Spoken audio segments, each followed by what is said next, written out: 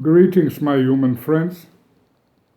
This is Rudolf of Germany, the tall white alien, on the 16th of March 2017, which is a Thursday.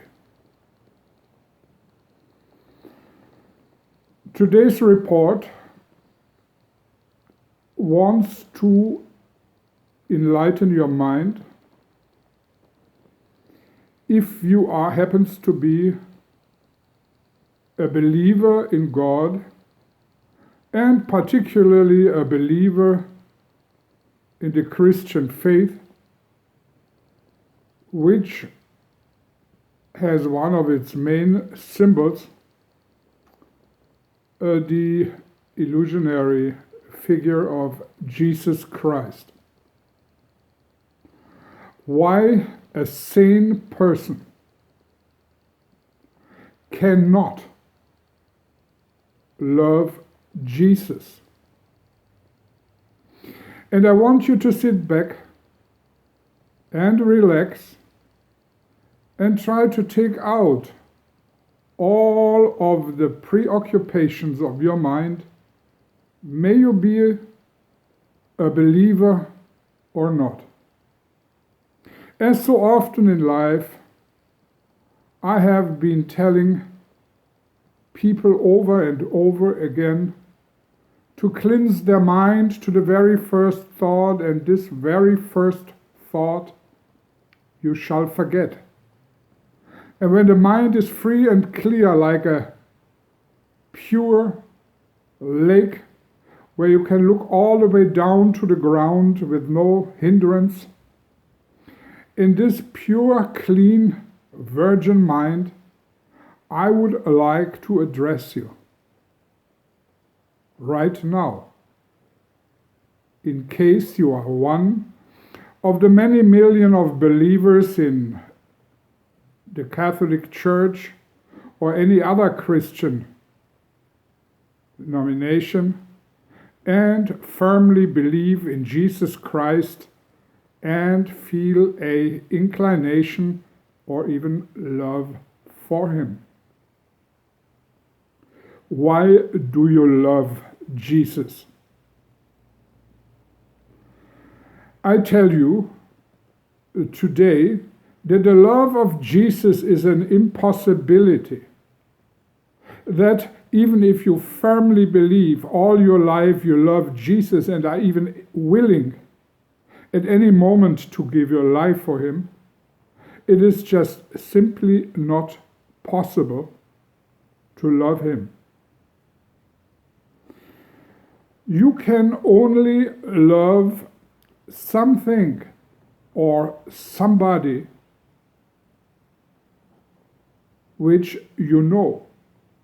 You can only become deeply affected and drawn to something which for one reason or the other gives you comfort or some kind of positive impulse and feeling. If it is genuine at all. I give you an example. If for some reason or the other, in this life or in one of the many lives you have lived before, you had a special liking for the color red, blue, or green, and then in this life you're having a liking for flowers, and all of a sudden, for example, you like red, you see a red rose somewhere in a vase or on the side of the street. You look at this flower and you see it is red, the favorite color of you. You can look at this beauty and you smell the fragrance of this beautiful flower, and you start feeling some kind of positive emotion. You can say, I love flowers. And I love particularly this red rose, because besides being a beautiful flower, this beautiful flower also bears the color red, which is my favorite. You can make this statement. It is not objective, of course, but you could make this statement because you have this original rose in front of you. You can touch it, you can see it, you can smell it, and you can make an assessment of it. Even more so if you have a dog or a cat or even a goldfish in your possession. And you live, let's say, with this dog for several years, and this dog is going with you everywhere you go. It is a dog which loves you, gives you comfort in your lonely moments.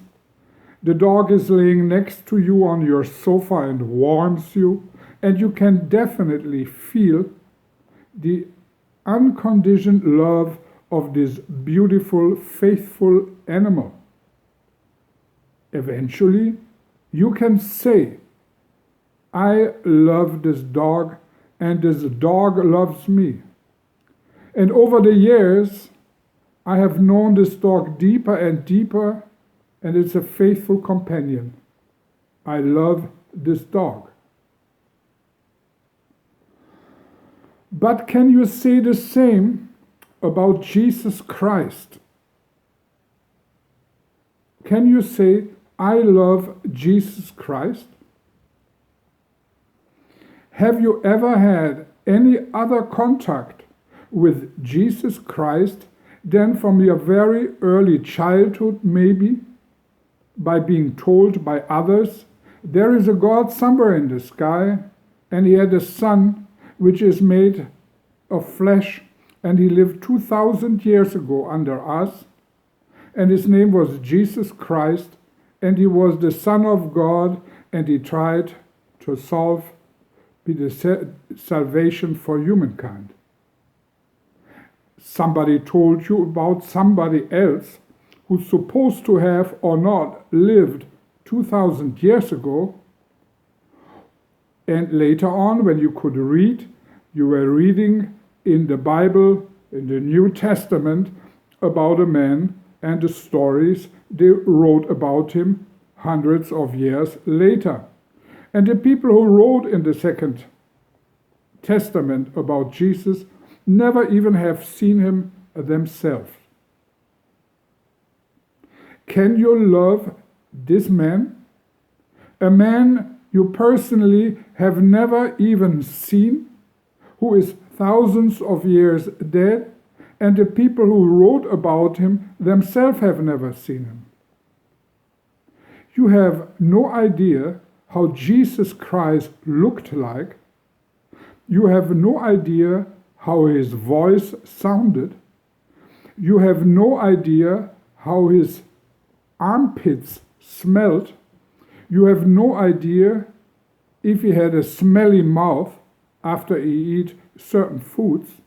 You have no idea if he had stinky feet, or maybe he was a very clean human or son of God who had a comfortable or even a very sweet smell on him.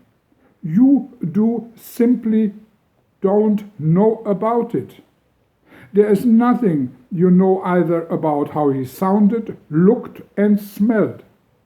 You don't know anything else than that what you were hearing and reading about him from people who themselves have never seen him. And still you say you love Jesus Christ. And many of you say you love Jesus Christ more than your own life, and you would die for him.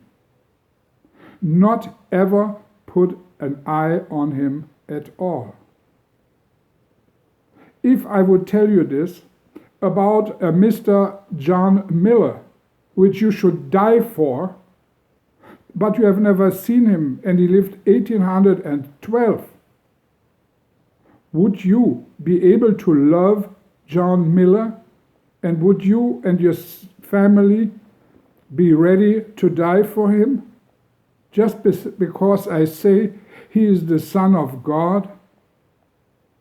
Don't you see how ridiculous the idea is of saying you love Jesus? Besides the point that there is not even a proof that Jesus really lived, and if he lived, what he really thought and how he really behaved. Maybe he was a child beater. Maybe he had several love affairs, or maybe he was homosexual. How would you be able to tell, besides that, what you are reading in a book written in the New Testament, by people who have never met him themselves? This, my dear friends, I call schizophrenia. This, my dear friends, I call delusion. And whoever says he loves Jesus more than himself should be locked away in a crazy institution. This is my message for today, Rudolf of Germany.